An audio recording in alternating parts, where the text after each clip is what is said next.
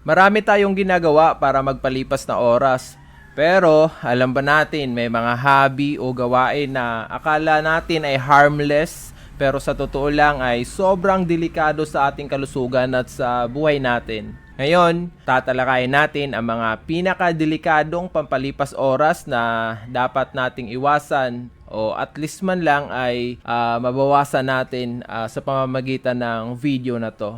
Ito ang The Filipino Daily. Layunin naming ibahagi sa iyo ang mga practical tips, guide, kaalaman at aral kung paano i-level up ang ating sarili sa bawat aspeto ng ating buhay. At kung bago ka sa channel na to, subscribe ka na, i-like ang video at i-share mo sa mga kaibigan mong baka kailangan din nitong marinig. Una sa ating listahan ay ang pagkain. Isa itong basic need ng tao pero kapag naging sobra at maling klase ng pagkain ang mga tinitake natin ay nagiging isa rin ito sa pinaka mapanganib na ating ginagawang pampalipas oras. Maraming tao ang mga kumakain hindi lang dahil sa gutom kundi dahil sa stress, pagkabagot o simpleng food trip lang yung mga ganon. Ang tawag dito ng mga eksperto ay emotional eating o boredom eating. Ayon sa Department of Health, halos 4 sa bawat 10 Pilipino ay overweight o obese. Kadalasang dahilan nito ay ang labis na pagkonsumo ng fast food, mga matatamis na inumin at mga pagkain puno ng mantika at asin, yung mga maaalat. Sa maikling panahon kasi daw, maaring maramdaman mo lang ang kabusugan at kasiyahan pero sa katagalan ay nag-iipon ka ng masamang epekto sa katawan. Katulad ng problema sa puso at type 2 diabetes, yung mga ganong sakit. May mga pag-aaral na nagsasabing kapag lampas 20% ng kabuuang calories mo araw-araw ay galing sa fast food, malaki ang posibilidad na magkakaroon ka ng fatty liver disease. Kapag hindi ito nagamot, pwede itong magdulot ng mas malalang kondisyon sa atay. Isa pang international research ang nakakita na ang madalas kumain sa labas, lalo na sa mga restaurant at kainan na malalaki ang mga serving, mga buffet, mga ganun siguro, mga anli-anli na yan, ay nauugnay sa mas mataas na panganib ng maagang pagkamatay. Ganon.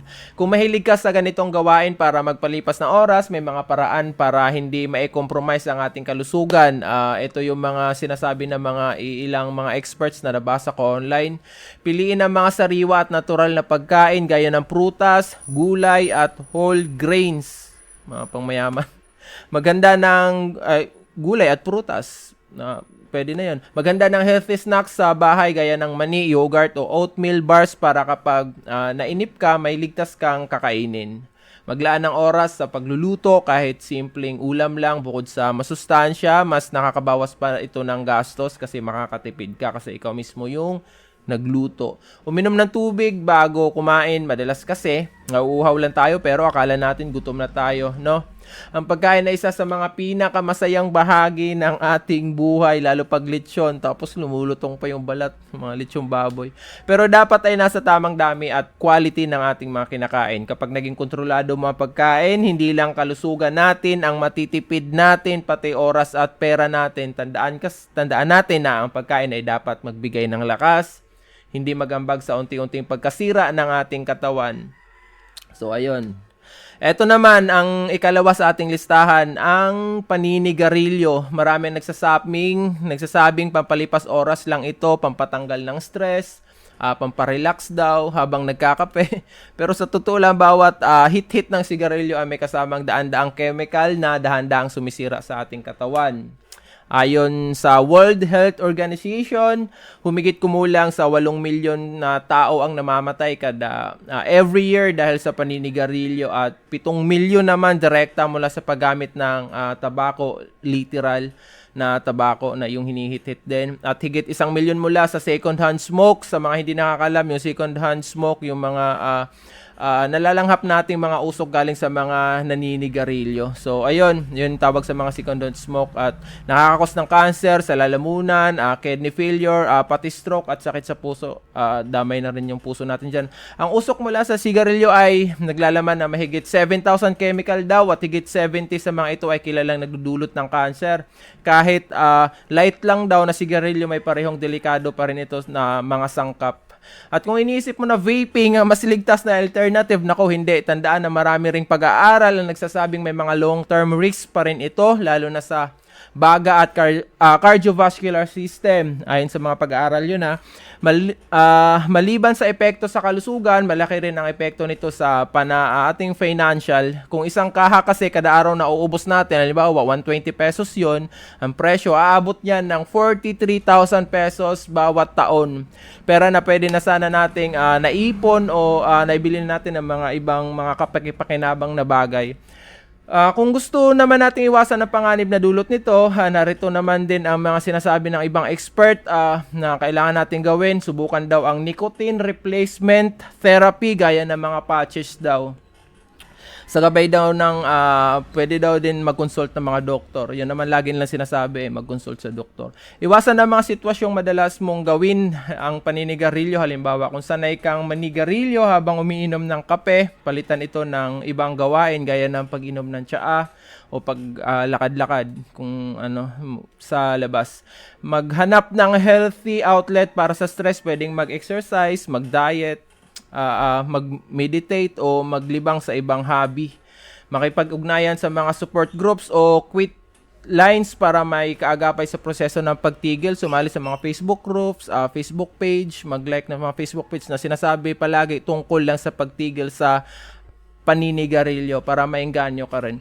Ang paninigarilyo ay isa sa mga pangunahing sanhi ng mga sakit na pwede namang iwasan. Hindi ito simpleng bisyo, isa itong tahimik pero tuloy-tuloy na panganib sa ating buhay. Kung pampalipas oras lang ang hanap natin, mas maraming paraan na hindi nakakasira sa baga natin at magbibigay pa ng mas mahabang panahon para tayo ay mabuhay sa mundong ito. Sa ikatlo naman nating listahan na isang napakadelikado din, ang pag-inom ng alak. Marami ang naniniwala na okay lang uminom basta moderate daw at minsan pa sinasabi na pampaganda ng circulation ng dugo. May mga daming nagsasabi niyan o pamparelax daw.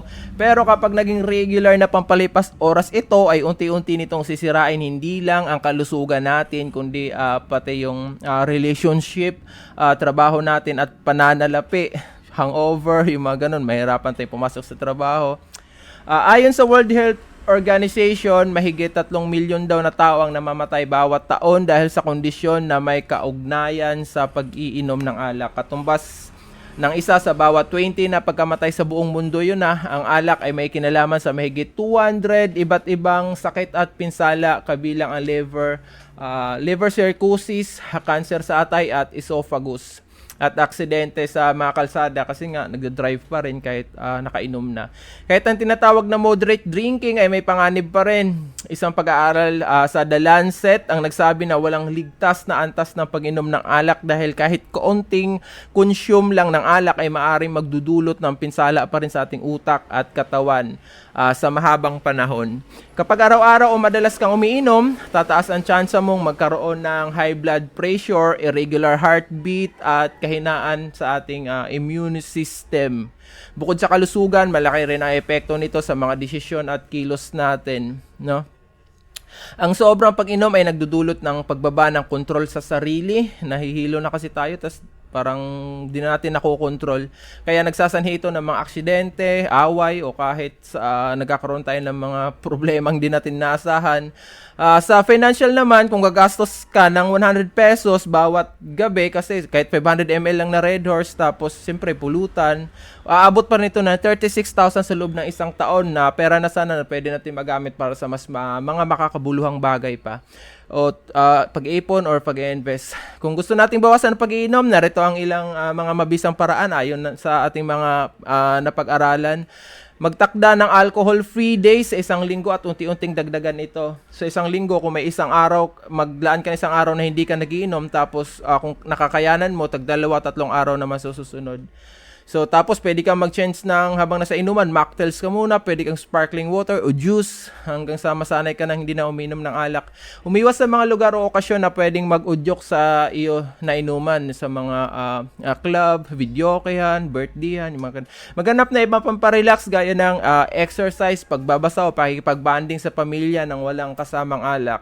Ang pag-iinom ng alak ay maaaring magbigay ng pansamantalang saya, pero kapag nasobrahan at naging bahagi na ng routine natin, mas mabigat ang magiging kapalit nito kaysa sa sandaling kaligayahan nating mga nararanasan. Tandaan, mas masarap uminom ng tubig sa mahabang tubig. Ano ba to? Paano ba sasabihin to? Tubig para sa mas mahabang buhay kaysa sa alak na naging masaya tayo pero pwede naman natin masakripisyo yung kalusugan natin. Ito naman, last na to, ika-4 sa ating listahan, ang pagsusugal. So, hindi ko pwedeng hindi isali to kasi sobrang dami na nalululong sa sugal. Kasi para sa ilan, simpleng libangan lang din ito o pampalipas oras. Lotto ticket tuwing draw day, konting pustahan sa mga tong-ets, sa mga o ilang oras sa mga online casino, yung mga scatter. Pero kapag naging paulit-ulit at nakakasanayan na bilang pampalipas oras, maaari itong maging isa sa pinakamapanganib na bisyo, hindi lang sa pera, sa kundi pati sa mental health din natin at mga relationship natin sa ating pamilya at sa kung kay kanino pa, kaibigan, yung mga nakapalibot sa ating mga tao.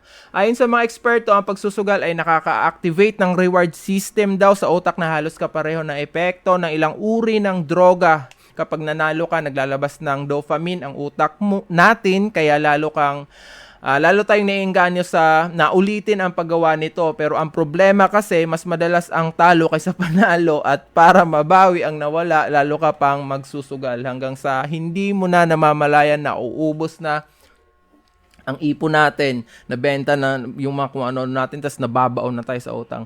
Sa Pilipinas, maraming kaso ang pagkakabaon sa utang dahil sa pagsusugal, lalo na sa mga isabong dati, nung kasagsagan pa lang.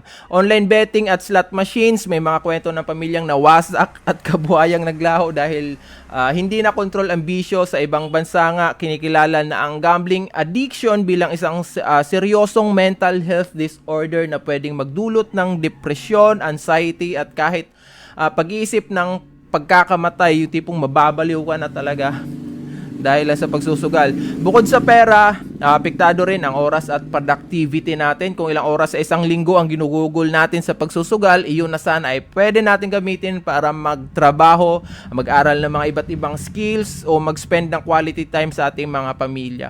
Kung gusto mo makaiwas sa panganib ng pagsusugal, narito ang mga sinasabi ng mga expert ulit kung yung mga ilang mabisang hakbang daw.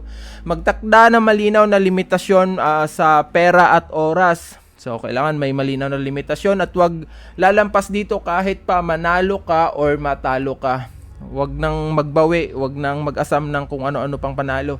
Iwasan ng mga lugar at online platforms na alam mong nakakapag-udyok sa iyo magsugal. Maghanap ng ibang libangan na kapareho ng thrill pero hindi kasing delikado gaya ng sports, board games o investment sa maliit na negosyo. Kung nahihirapan kang huminto, kung mahirap talaga, humingi ng tulong mula sa mga support groups o counselor na may karanasan sa gambling addiction. Manghingi ng advice. Tanungin sila kung paano nila nalampasan yung mga ganong klaseng naranasan nila sa buhay. Ang pagsusugal ay pwedeng magbigay ng panandaliang saya ulit, pero kadalasan mas mahaba ang listahan ng talo kaysa panalo. Legit yan. Kung pampalipas oras lang ang hanap natin, mas maraming paraan para mag-enjoy na hindi tayo nababaon sa utang o nawawala ang tiwala sa ating sarili. Alam kong madami pa akong hindi nabanggit na mga delikadong pampalipas oras kasi 4 lang yun. Yun na yung huli, yung pagsusugal.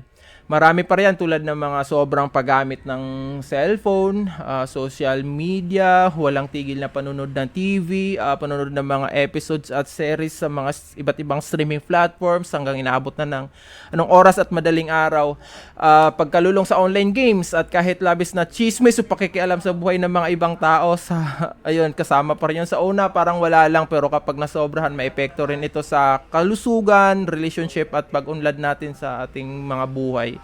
Ang aral dito, simple lang naman talaga yung point ko. Ang oras ay isang pinakamahalagang yaman na meron tayo. Kapag ginugol natin ito sa mga bagay na unti-unting sumisira sa ating katawan, isip o pagkatao, yung mga ganon, hindi natin namamalayan na tayo na pala ang talo sa huli. Mas mabuting piliin ang mga gawain na hindi lang nagpapasaya sa ngayon, kundi makakabuti rin para sa ating kinabukasan at in the future. Kung nagustuhan mo ang video na to, huwag kalimutang i-like at i-subscribe sa ang ating YouTube channel na The Filipino Daily at i-share mo rin ito sa mga kaibigan mo para mas marami tayong maging aware sa mga panganib na dala ng maling pampalipas oras na akala natin ay okay lang. At kung may alam ka pang ibang delikadong gawain na dapat pag-usapan natin, i-comment mo sa baba at baka yan tingnan natin kung pwede natin gawa ng video yan sa susunod nating upload. So, ayun lang guys. Peace. Bye-bye.